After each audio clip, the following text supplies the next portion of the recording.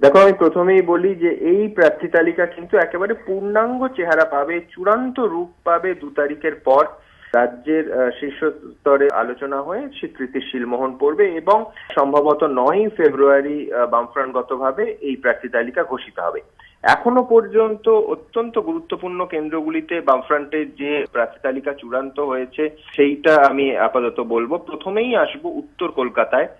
অনাদি সাহু রাজ্যের প্রাক্তন শ্রমমন্ত্রী ছিলেন, তার নাম এবং পাশাপাশি রূপা বাগচি কলকাতা পুরসভার এই মুহূর্তে বিরোধী দলনেত্রী, মহিলা সমিতির রাজ্য কমিটির সদস্য, তার নাম আলোচিত হচ্ছে। অনাদি সাহু বা রূপা বাগচি এই দুজনের মধ্যে কেউ উত্তর কলকাতা থেকে দাঁড়াবেন বামফ্রন্টের হয়ে।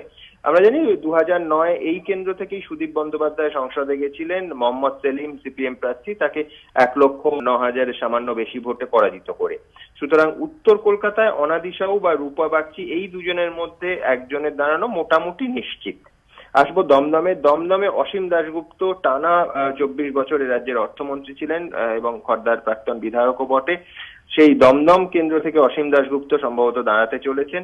এই কেন্দ্র থেকেই সৌগত রায় সংসদে পৌঁছেছিলেন 2009। অমিতাভ নন্দী সিপিএম প্রার্থীকে 20,470 সামান্য বেশি ভোটে পরাজিত করে।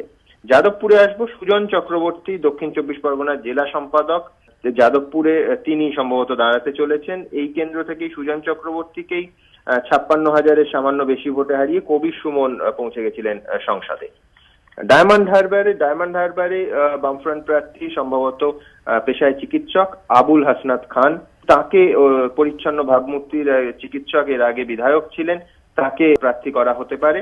গতবার এই কেন্দ্র থেকে সোমেন্দ্রনাথ মিত্র অর্থাৎ সোমেন মিত্র 1,51,000 সামান্য বেশি ভোটে সিপিএম এর শ্রমিক লাহিড়ীকে পরাজিত করেছিলেন। ডায়মন্ড হারবারের সম্ভাব্য প্রার্থী হচ্ছে ডাক্তার আবুল হাসনাত খান।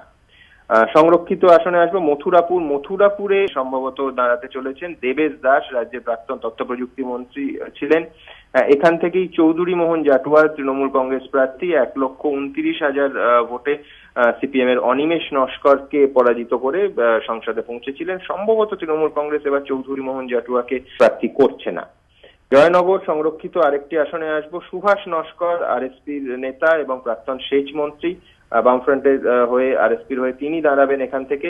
এই কেন্দ্র থেকেই ডাক্তার তরুণ মণ্ডল এসইউসিআই প্রার্থী আরএসপির নিমাই বর্মনকে 53,000 মতো ভোটে পরাজিত করে তিনি সংসদে গেছিলেন। জয়নগরে সুভাষ নস্করের দাঁড়ানো মোটামুটি নিশ্চিত। হাওড়াতে আসবো। শ্রীদীপ ভট্টাচার্য হাওড়ায় বামফ্রন্ট প্রার্থী, সিপিএম এর নেতা, তিনি সম্ভাব্য প্রার্থী। জেলা সিপিএম এর প্রাক্তন সম্পাদকও বটে শ্রীদীপ ভট্টাচার্য। এখান থেকে 2009 অম্বিকা বন্দ্যোপাধ্যায় সংসদে গেছিলেন। তারপর অম্বিকা বাবুর মৃত্যুর পর আবার উপনির্বাচন হয়, সেখান থেকে প্রসূন বন্দ্যোপাধ্যায় এই শ্রীদীপ ভট্টাচার্যকে হারিয়েই সংসদে পৌঁছেছিলেন। আবার তাকে তার জনভিত্তি, জনপ্রিয়তা, পরিচিতি ইত্যাদি কারণে আরেকবার সম্ভবত প্রার্থী করতে চলেছে সিপিএম তথা বামফ্রন্ট। শ্রীরামপুরে আসবো। শ্রীরামপুরে দুটি নাম উঠে আসছে। অঞ্জন বেরা পরশুনার প্রাক্তন বিধায়ক এবং তথ্য সংস্কৃতি দপ্তরের রাষ্ট্রমন্ত্রী ছিলেন। অঞ্জন বেরা অথবা আব্দুল হাই জেলার যুব নেতা, দীর্ঘদিন ডিওয়াইএফআই করেছেন। এই দুটি নাম নিয়ে একেবারে চূড়ান্ত পর্যায়ে কথাবার্তা হচ্ছে সিরামপুরের প্রার্থী হিসেবে। কল্যাণ বন্দ্যোপাধ্যায়ের কেন্দ্র এবং কল্যাণ বন্দ্যোপাধ্যায় সিপিএম এর শান্তশ্রী চট্টোপাধ্যায়কে 1,37,190 ভোটে হারিয়ে সংসদে পৌঁছেছিলেন এই শ্রীরামপুর কেন্দ্র থেকে। হুগলিতে আসি। হুগলিতে সম্ভাব্য প্রার্থী হচ্ছে সিপিএম এর রতন বন্দ্যোপাধ্যায়ের ভালো নাম শিবপ্রসাদ বন্দ্যোপাধ্যায়, যদিও রতন বন্দ্যোপাধ্যায় নামেই এলাকায় বেশি পরিচিত, চন্দননগরের বিধায়ক ছিলেন। এই হুগলি কেন্দ্র থেকেই ডক্টর রত্না দে নাগ সিপিএম নেতা রূপচাঁদ পালকে হারিয়ে সংসদে পৌঁছেছিলেন। মোটামুটি 81,000 সামান্য বেশি ছিল ব্যবধান। সেখানে রতন বন্দ্যোপাধ্যায় বামফ্রন্টের সম্ভাব্য প্রার্থী, সিপিএম এর প্রার্থী। আরেকটি সংরক্ষিত কেন্দ্রের কথা আসি। আরামবাগে শক্তিমোহন মালিক সম্ভাব্য প্রার্থী। শক্তিমোহন মালিককে নিয়ে অন্য কোনো নাম আলোচিতই হয়নি। তার কারণ 2009 যখন একের পর এক বাম প্রার্থীরা হেরে যাচ্ছিলেন, তখন এই শক্তিমোহন মালিকই কিন্তু কংগ্রেসের শম্ভুনাথ মালিককে 2,01,558টি ভোটে হারিয়ে সংসদে পৌঁছেছিলেন। সুতরাং শক্তিমোহন মালিককে আরেকবার আরামবাগ কেন্দ্র থেকে দাঁড় করানো নিয়ে খুব একটা বিতর্ক বা সংশয় শুরু থেকেই কিন্তু ছিল না। আর দ্বিতীয় বা তৃতীয় কোনো নাম কিন্তু উঠে আসেনি পাশাপাশি। বাঁকুড়া থেকে অবশ্যই বাসুদেব আচারিয়াও কংগ্রেসের টিকিটে সুব্রত মুখোপাধ্যায় দাঁড়িয়েছিলেন, তাকে 1,07,000 ভোটের ব্যবধানে। সুব্রত মুখোপাধ্যায়ের মতো হেভিওয়েট প্রার্থীকে হারিয়ে বাসুদেব আচারিয়া সংসদে পৌঁছেছিলেন 2009। আমরা জানি বাসুদেব আচারিয়া রেলওয়ে স্ট্যান্ডিং কমিটির প্রাক্তন চেয়ারম্যান। এনডিএ এবং ইউপিএ দুটি আমলেই তিনি তা ছিলেন। তো বাসুদেব আচারিয়ার প্রার্থী পদ নিয়েও খুব একটা বিতর্ক বা দ্বিতীয় তৃতীয় নাম উঠে আসার কোনো কিন্তু ঘটনা ঘটেনি। কাঁথিতে আসবো। কাঁথিতে চক্রধর মাইকাপ, রাজ্যের প্রাক্তন কারিগরি শিক্ষার দপ্তরের রাষ্ট্রমন্ত্রী, তাকে সম্ভবত মনোনয়ন দিতে চলেছে সিপিএম এবং বামফ্রন্ট প্রার্থী তিনি হবেন। কাঁথি থেকে চক্রধর মাইকাপ। কেন্দ্র থেকে শিশির অধিকারী, প্রশান্ত প্রধান সিপিএম প্রার্থী, তাকে 1,29,000 ভোটে হারিয়ে তিনি সংসদে পৌঁছেছিলেন। শিশির বাবু কেন্দ্রীয় মন্ত্রীও হন। রায়গঞ্জে মোহাম্মদ সেলিম, ইতিমধ্যেই বিপি আনন্দে আমরা সেই সম্ভাবনার কথা বলেছি। রাজ্যের প্রাক্তন মন্ত্রী, প্রাক্তন সাংসদ, প্রাক্তন সংখ্যালঘু কমিশনের চেয়ারম্যান মোহাম্মদ সেলিম রায়গঞ্জ থেকে সম্ভবত দাঁড়াতে চলেছেন।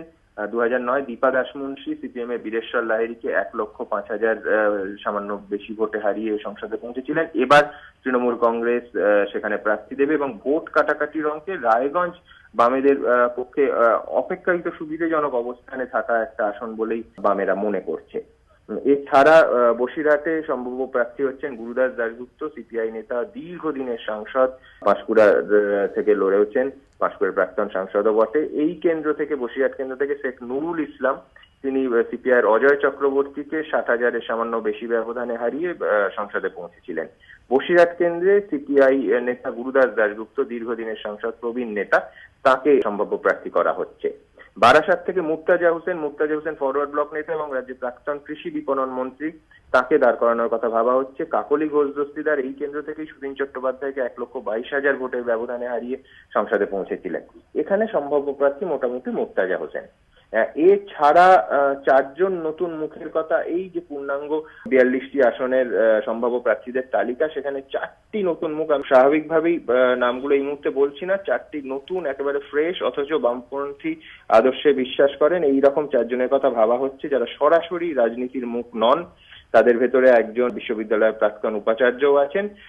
সুতরাং রাজনীতি পরিচিত জগতের বাইরে এই 4টে নাম ভাবা হচ্ছে। তবে আমি আরেকবার বলবো যে এই তালিকা কিন্তু একেবারে পূর্ণাঙ্গ চেহারা, চূড়ান্ত রূপ পাবে 2 তারিখের পর, এবং সম্ভবত 9ই ফেব্রুয়ারি বামফ্রন্টগতভাবে এই পূর্ণাঙ্গ তালিকা ঘোষিত হবে।